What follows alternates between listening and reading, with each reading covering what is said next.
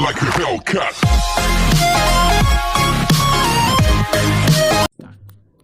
Friends, मैंने इस तांबे के तार को वुड में नट बोल्ट की सहायता से इसमें कस दिया है।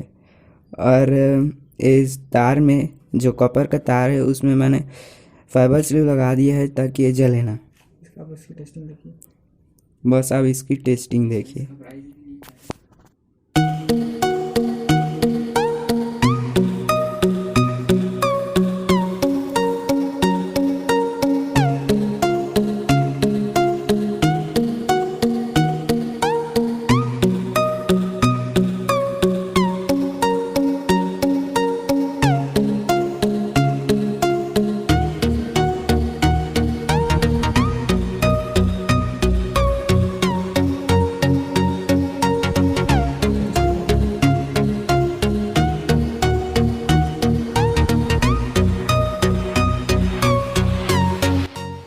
सो फ्रेंड्स, आप लोग देख सकते हो कितना अच्छे तरीके से ये वर्क कर रहा है।